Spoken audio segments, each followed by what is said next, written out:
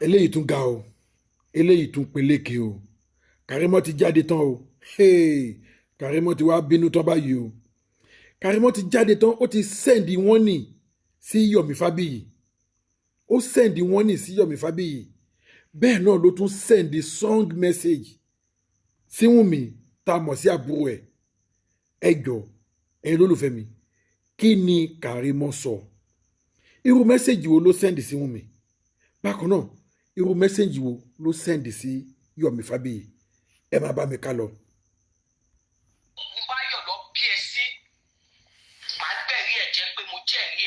Ẹ farabalẹ̀ kẹ́ gbọ́ o. Ó ṣe kí n ṣọmọ Ògúnbáyọ̀ tó bá lọ ajẹ́pọ̀ ọmọ àlè Adébánjọ ni ẹ́. But tó bá kí n ṣọmọ àlè Adébánjọ, you have no right to honour Yomi's petition. Ó bá tán.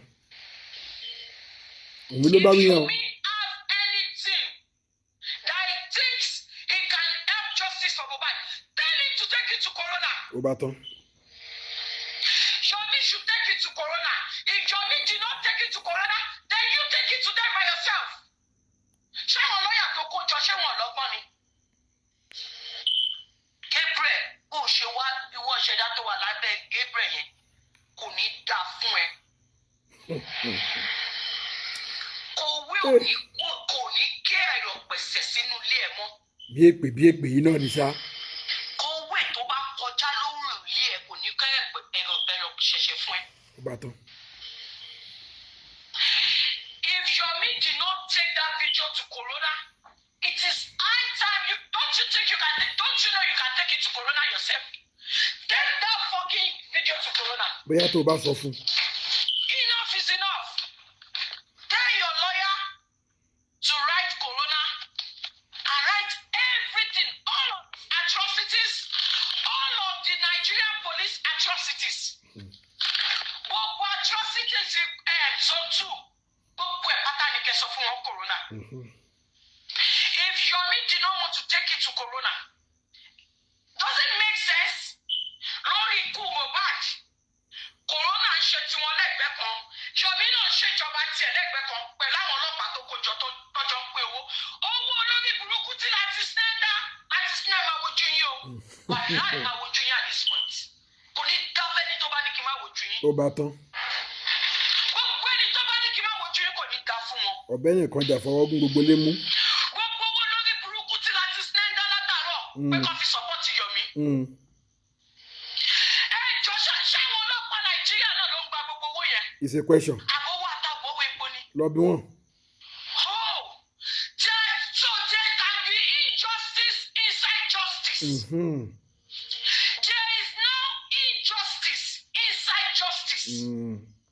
For the fact that you want to arrest people, doesn't mean you should be bribing the police. You are asking me? Do we need to pay the Nigerian police for any service to render for one? Kí lẹ́yìn fi one bottle of. Government is taking care of that. Kí lẹ́yìn fi one bottle of wine ṣe. The police is taking care of them. Why do we have to donate money on TikTok to give it to Yomi to take it to the Nigerian police? So you are creating injustice inside the justice that you are looking for. Are you kidding me? I'm kidding you. I'm kidding you. So see, before the Nigerian police, before I could get any help from the Nigerian police, I have to bribe them. Is that what it is now? Is it not Nigerian system? Is that how it rolls now? No. So I have to bribe the police before I could get the attention of the police. Because me, gbogbo tó ń dá sí pé ẹ̀jẹ̀ ká fi yan wọn Yomi lọ́wọ́, gbogbo ibi tí Yomi dẹ̀ lọ, ọ̀dọ̀ ọlọ́pàá ni. Okay, now, gbogbo owó tó ń gbàjọ fún Yomi, a fẹ́ mọ ibi tó ń wọlé sí. Àwọn ọlọ́pàá tó ń gba owó yẹn lọ́wọ́ Yomi. Are you fucking kidding me right now? Sọ nǹkan tó ń dùn ẹ̀. This is no longer a joke. It is no more a joke right now. This has to stop. If Yomi, don't wait for Yomi to take that video to Corona. Mo rò pé àwọn lọ́yẹ̀ lọ́pọlọ ni. Tó bá yẹ pé wọ́n lọ́pọlọ. Video 3 seconds here. Video 3 seconds here. Yá ọlọ́pọlọ ẹ. Tell your lawyer that there is a new update. That you guys want the Corona. There is an evidence. evidence that you yourself, as the wife, you yourself, ṣebí wọ́n gbé corona lẹ̀ láti gather evidence ni. Ìwọ ìyàwó gangan, ó fẹ́ kí corona church kọ́ bẹ́ẹ̀ ṣe investigation video yẹn. Give it to the corona. Corona will do the forensic. Corona máa gba fóònù bí tí fóònù Dàmọ́lá wà. Wọ́n ṣe forensic fúnra wọn. Ìdá ṣẹ̀ṣẹ̀ máa dá owó lórí TikTok. Ìdá ṣẹ̀ṣẹ̀ máa ṣorí burúkú kiri. Let corona handle it. Corona should be able to retrieve the video if there is a full video somewhere. Tí gbogbo yín bá tọ́pọ̀lọ́ yín bá kú, ọpọlọ tèmi ò kú o. Ọpọlọ àwọn kan ò dẹ̀ kú. This has to stop. Why was Adura rearrested again? Was it not because of this fucking video? Okay, now, Wunmi, tell your lawyer to take it to the corona. Kototo Friday, today is Monday.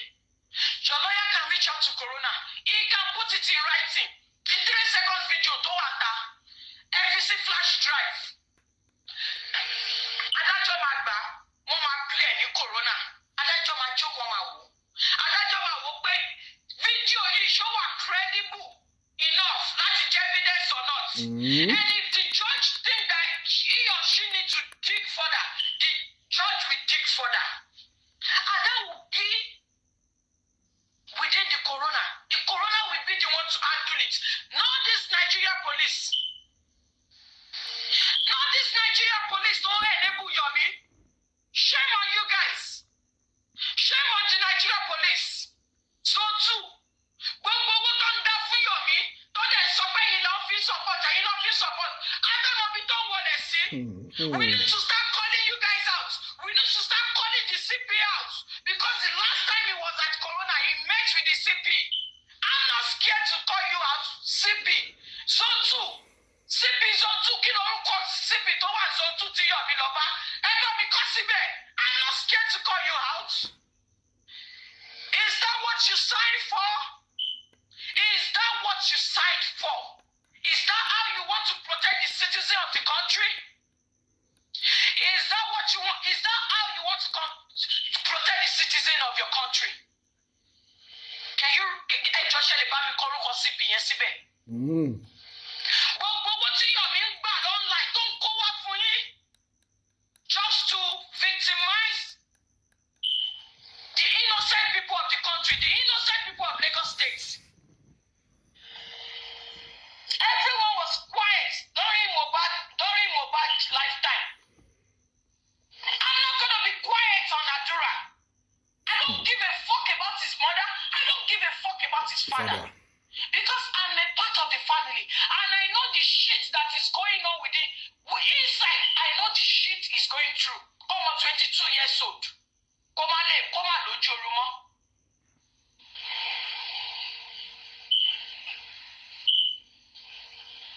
Come on, lójú oorun. Ẹ̀yin medical personnel tẹ́ wà láàrin wa. Tẹ́yìn ò bá kí ń sùn.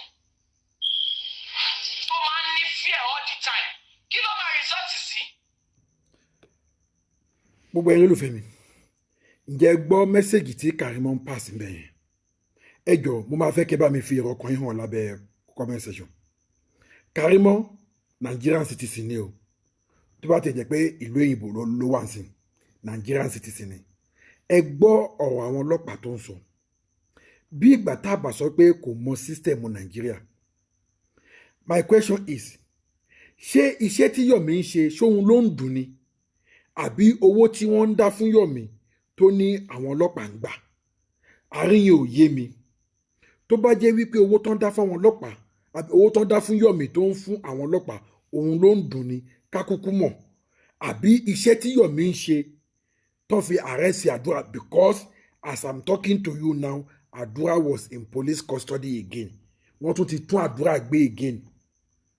Okay? Wọ́n tún Adura gbé. Mo ń bọ̀ bẹ́ẹ̀ yẹn. Ẹni kọ́kọ́ yanjú ti Karimo náà. Ó ń bú àwọn ọlọ́pàá. Ẹ má gbàgbé wípé this same Karimo yìí òun náà ló rọ̀ṣì wá sí Naija nígbà tí incident Mohbad ṣẹlẹ̀ ńgbà yẹn. Àwọn náà mú ìgò wáìnì kan àti 120k tán lọ fi bribe àwọn ọlọ́pàá. Kí lòun ṣe yẹn? Ṣé kò ní rísì tóun ṣe? Ẹ máa gbọ́rọ̀ lẹ́nu ẹyẹ o.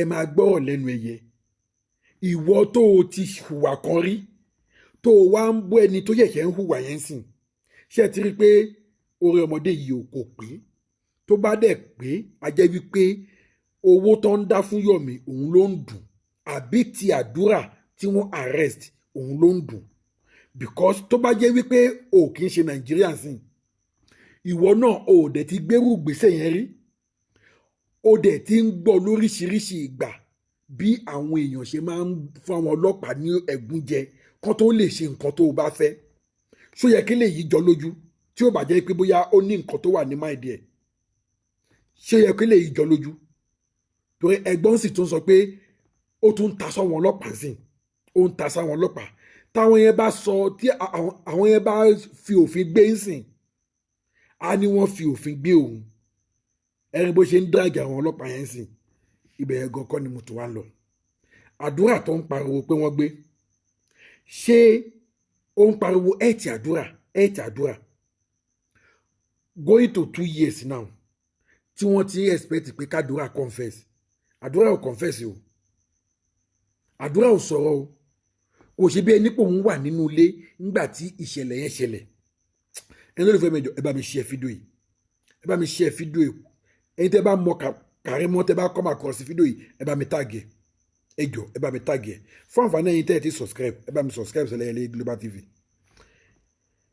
àdúrà tó ń gbèjà ń sìn tó ní I don't give fuck down Baba Mohbad I don't give fuck down Ìyá Mohbad òun ò kí anybody wọn àdúrà ló ń wà after pé kọ́ wọn ti ẹ̀ ti àdúrà pé ọmọ tí ò lójú oorun àdúrà ló fa ọ̀rọ̀ sí rẹ̀ lẹ́sẹ̀ olókùnrin tán ní kó ṣe tó òun lọ àdúrà tó lóun ò ní ṣe tó ó wá ń padà wá ṣe tó tòótọ́ ìgbà tó ti níyì tó ti yẹ kó jẹ́wọ́ tó ti yẹ kó confess àdúrà kò confess wọ́n gba ajá bingo fún ajá bingo white tí wọ́n gbà fún tó ń ṣọ́ káàkiri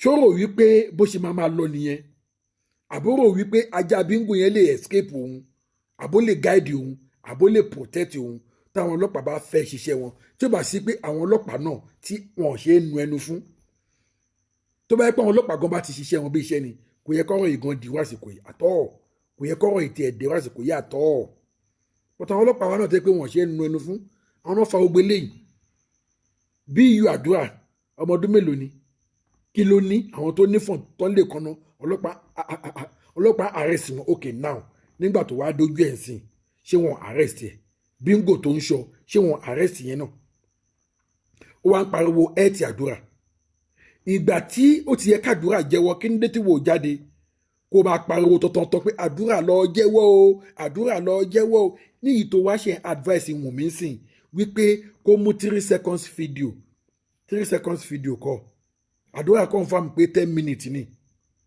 wáyé tó wá ṣe ń pariwo 3 seconds 10 minutes ló yẹ kó dárúkọ fún mi pé kó mú lọ sí corona inquest olókùnrin tó ní kó ṣe tó lọ̀rọ̀ yìí tó lóun ò ní ṣe tó wọ́n á padà wá ṣe tó báyìí ohun tó yẹ kẹ́ ẹ ti ṣe síwájú ẹ ṣe wá ń ṣe kẹ́yìn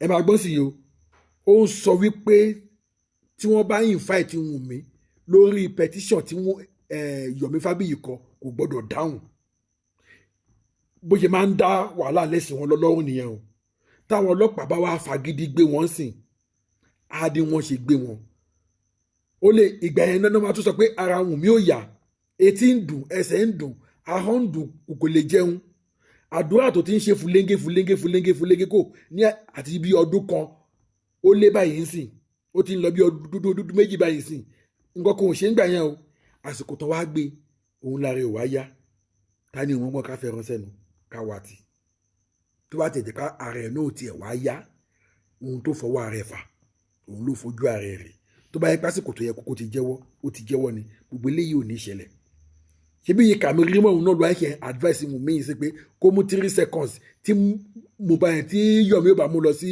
corona inquest kóun mú lọ sí corona inquest gbogbo evidence tó wà lọ́wọ́ Wunmi kí n dé tí ò kó jáde kí n dé tí ò tiẹ̀ jáde kó sọ wípé nǹkan báyìí ló ṣekú pa Mohbad ṣẹ́ni tí ò lè sọ yẹn ló wá fẹ́ mú 3 minutes lọ sí ẹ wo bí ẹni ló fẹ́ mi lẹ́ẹ̀kan sí ẹ bá mi share fídíò yìí kẹ́ni bá mi subscribe sí Ẹlẹ́yẹlé Global TV ẹ jẹ́ ká gbọ́ díẹ̀ nínú ọ̀rọ̀ tí Mr. Yomi Fabiyi náà sọ lórí ọ̀rọ̀ Mohbad yìí náà ni. For Mohbad and will also affect his son or affect some other persons that are close to him and say, don't worry, let me go out there and be condemning the 3 seconds too. Because he is in his honesty. He came out here and said, the right thing to do is to let us see the remainder. And when I was invited, when I was summoned to Lagos State Police Command, where an Adura purportedly complained against Dabola, where they, it was an arrangement. When I got there, we were together there. I was the only one pushing and saying, have you seen the video? That should be your number one task as a police officer. When the police officer said, I have no business with that yet, we're not even going to be looking into that. We are only looking into information, impersonation, and cyber stalking, and the rest of that. And I said, is this what policing is all about? But for me not to go out, I have to still respect, at least, if these police officers were able to do that part, it's okay. When I waited for Panti to ask, since the Commissioner of Police had already acted on Adura's petition, it is going to be difficult for the officers in Panti to now be doing the other side. So I said, no problem. I am the complainant. I am the victim. I am dissatisfied. And I went above the Lagos State Police Command. I went to Zone 2. Zone 2 Police Command is the headquarters of the zonal police force. And they oversight, they look into the activities of the Lagos State Command and Ogun State Command. So the 2 commissioner of police are under the AIG. And that is the procedure. If you are not satisfied at the divisional level, you can always report to the commissioner of police or area commander. If you are not satisfied with what the commissioner of police does, you can report to the AIG. If you are not satisfied with the AIG, then report to the IG. They will look into it for you and then see. And I looked into it, they looked into it for me. And with the support of all of you, honest Nigerians, we were able to get the kind of funds and support we have. Where we need to mobilize, we mobilized, and then we swung into action. They were arrested, they were detained day 1, day 2. By the 3rd day, because it was going to Friday, and the police are not ready to charge them to court because the evidence are not yet out. They wanted to invite some other people. And lo and behold, by the time they asked them to return on Monday, we returned on Monday. From Abeokuta, I still went back again. Don't forget, each day that they were there, I have to go and look for where to sleep. I have to be reporting as Zone 2 with them almost every to look at the progress of the investigation. And it was yielding. It was then they got to realize that, okay, they need to bring the Baba in, and then they bring Wunmi in, they bring Zomo in. I don't know what happened. Suddenly, they asked that the case should return back to Panti. Can you imagine? And when we got to Panti, they already prepared. I never knew that that was what was going to happen. Because the order was, okay, if this is the same complaint that I sent to Panti, is the same complaint that I brought to Zone 2. They should harmonize it together. And they thought that by the time they get to Panti, they will just ambush me and tell me with their lawyers that, oh, these are our clients. The case is already in court. You cannot continue to deliberate on it or investigate it again. They thought when they say that, and they will start, harassing and telling the police officers that it's going to be prejudicing, existing court order or ongoing case. Normally, if a case is in court, police cannot start investigating it again, since some part of the police have investigated and charged the matter to court. Yes, that is the standard. But they fail to understand that they're not coming to meet a dunce. I'm not a dummy. And we're able to establish clearly that one that is in Oba, the 5-count charges, is part of the complaint. I dropped that one to them. If it is my own case, it is my own case that you want to attend to now. And they were already attending to it in Zone 2. So all you need to do is, and the fact remains that the video in question, they will not see what is there. No action has been taken because they are still looking for the video. And if they deposit the phone in the command, it's still within the same state police command. It's important they put the right action on them. And that's where we are. And lo and behold, by the time the lawyers were doing all they were going to do, saying all sort of gibberish.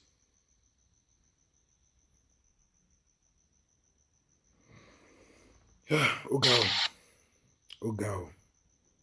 Or justice from But body. you have to now tell us where the video is. When they ask him, where is the video? The remainder of the video, you sent 3 seconds out. Where is the remainder? He said he deleted it. You have to admit it to a confessional statement. And a confessional statement is enough to sentence anybody to jail for the crime you are being charged for.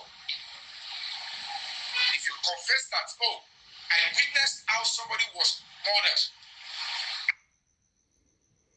and you were also there, and then they ask you, are you...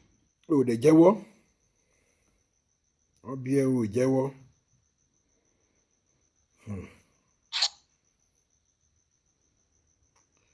There might be no skip. There might be no skip. That is a serious criminal offense. Yes, all this cover up was because Mohbad was actually killed. They buried him in his own house. And that is why you will see the bed stake. How can the bed, when they bury everybody at the scene, it's like this. But this one, yes, exactly. Tampering with evidence, obstruction of justice.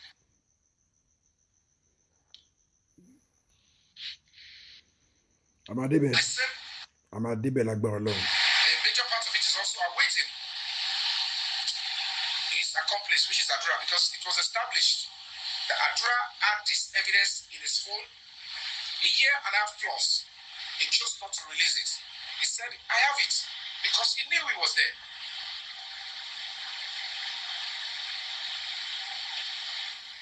It was there, yes. And that is where, based on that confession from Damola, Break the Silence Foundation, we are initiating a sensitization peaceful protest in Banti. 3 days sensitization protest in Banti. Because if we don't take it that way,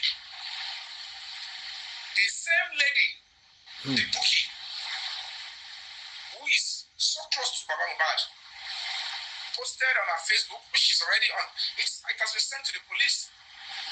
She said that Damola confirmed that yes, he was the one that shouted me up and he had deleted it, and the police are okay with it. And the police, they were like, where did we confirm that we are okay? How can police be okay that a suspect deleted homicide evidence? Tell me which police will be okay. Tell me which judge will be okay. It's not just that it was a video that, filtered into your phone. You were also there. He was not just telling us how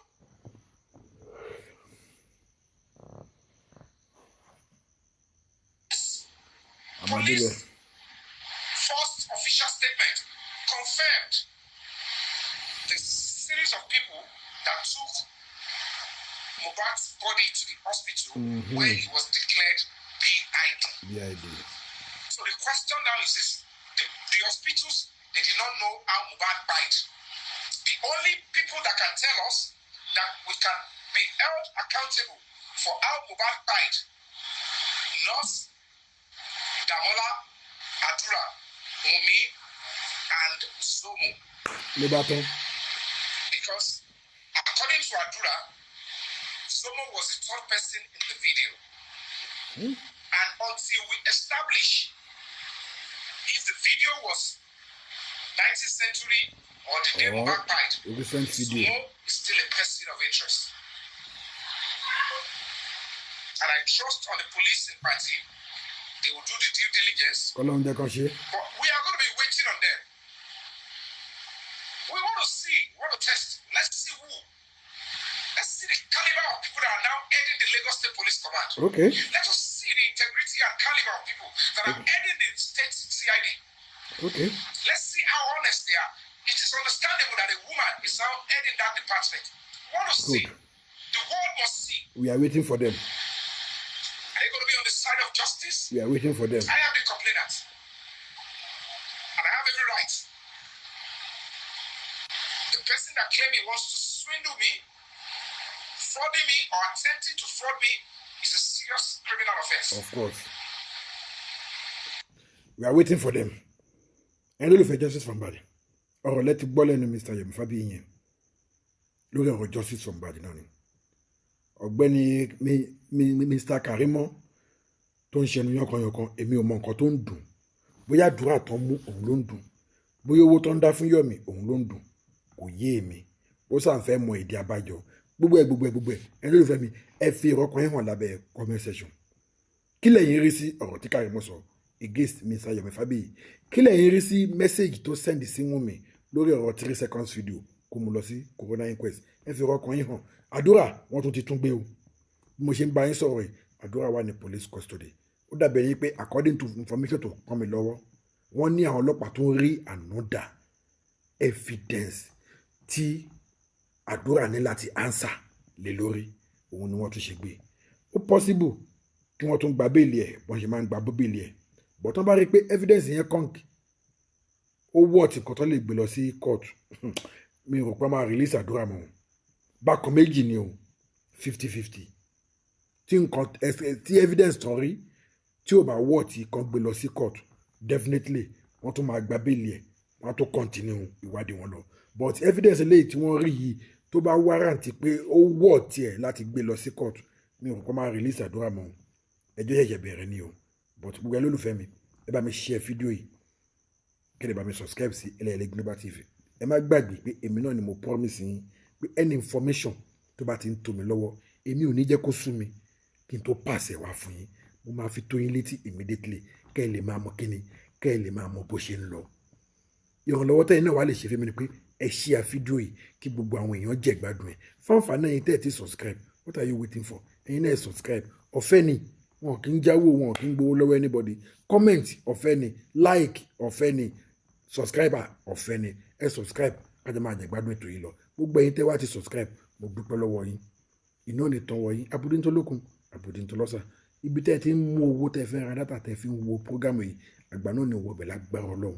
Ọwọ́ tẹ́ wá fi ń tẹ subscriber yẹn ẹ wá ní fi gbọ́mọ sí lágbára Èdùmàrè. Nǹkan tí mo rí tí mo ní kí sáré wá fún yín lórí ọ̀rọ̀ Karimo versus Wunmi against Yomi Fabiyi and then àdúrà tó tún ti tún gbé tó wà ní police custody báyìí. Ire o.